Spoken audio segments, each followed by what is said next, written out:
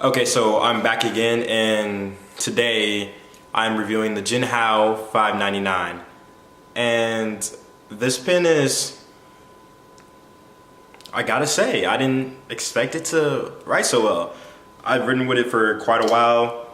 At first I bought I don't know, a lot of these pens, I think like 50 pens. And the plan was to sell them whenever I was a kid, when I was like 16, and they just sat in my drawer because I started talking to my dad and he was like, you need a business license, blah, blah, blah, yada, yada. So didn't sell them. I still have like a lot of these pens somewhere in the house. But anyways, today we're gonna be talking about this fountain pen. So, Jinhao. Chinese pens. I know many people don't like Chinese pens, but I know many people love Chinese pens. Many people like to say that these pens are total knockoffs of other pens, but if you think about it this way, in this world, someone's already created pretty much everything, but someone's created a stepping stone, basically. So think about it. Someone created a certain technology that helps someone else build something else. So are they really copying them? Yeah, I know these are pens. There's only so far that you can go or do, if that made sense. All right, little rant over. Let's get down to the pen now.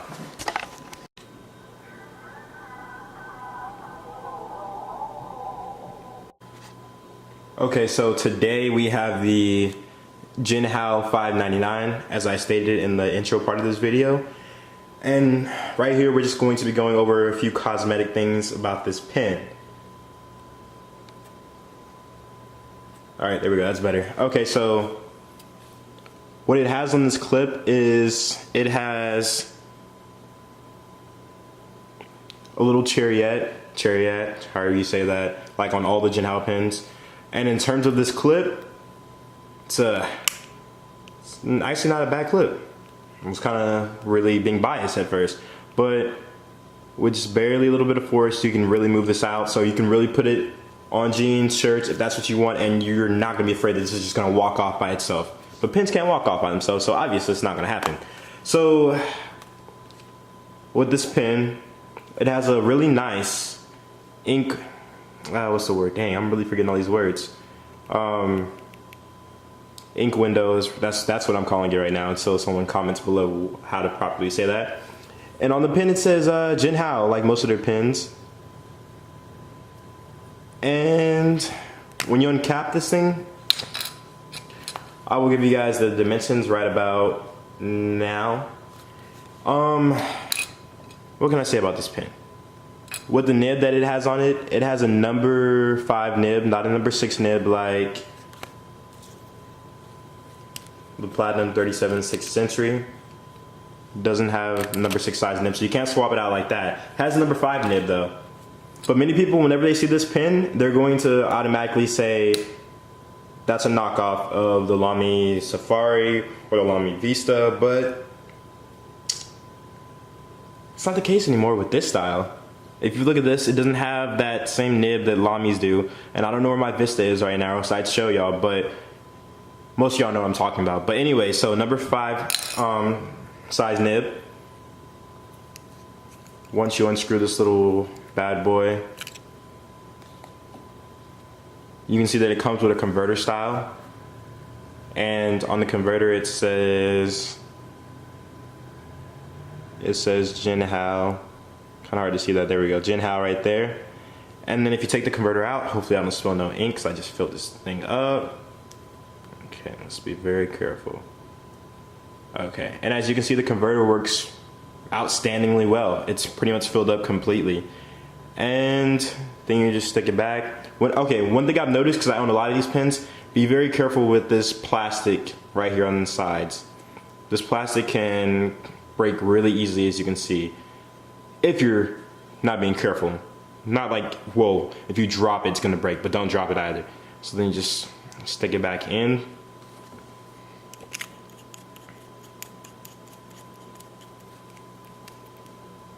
And it's not a screw on, it's a friction fit. Just click. And it sounds really, didn't even do it. It sounds really satisfying whenever you click it like that too. And there is only one little thing that kind of bugs me. When you move the pen like this, like just up and down, you can kind of feel like the pen inside, like the nib section and everything. Not feel the nib section obviously, but it just feels like a little jiggle, like it's just not on there securely. I don't know if you guys can hear that, but it's not on there securely, so it's gonna dry out, in my opinion. Now, I've had some of these dry out for me already, but that just means, you know, make sure you use it constantly if you're gonna be using this pen. So let's get down to the writing portion for the next part of this review.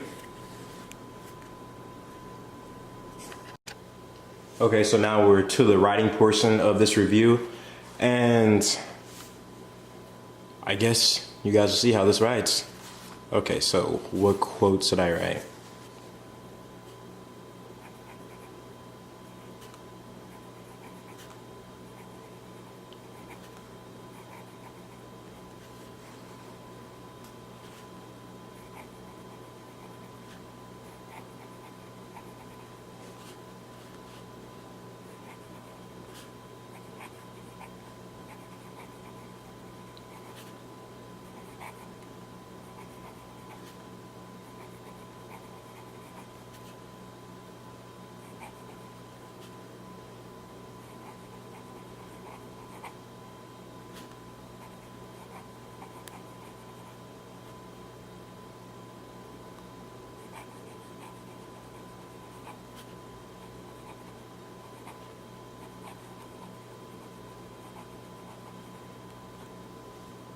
Okay, so first things first, this nib is smooth. And I know I said earlier that I love feedback, which I do. It gives you kind of a little bit of feedback, but really, it feels like it just glides across the paper. It's just smooth. There's no like, it's not failing at all. I just filled this up with, what was the ink? Right? It was Diamine, Apple. Oh, what was this? Glory, right? Yeah, Glory. Glory.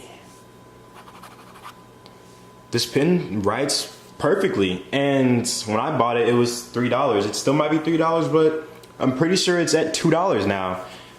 It can handle anything you really want to throw at this.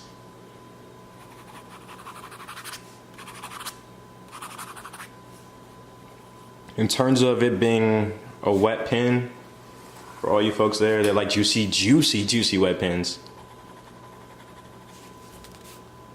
Yeah, I mean, so I'm not gonna give it that title. I'm not gonna call it a juicy pen. It does not put down a lot of ink, in my opinion. But as you can see, it gives kind of it's a really good, nice shade. It's perfect in my opinion. Perfect. So that ends the writing portion of the Jinhao 599.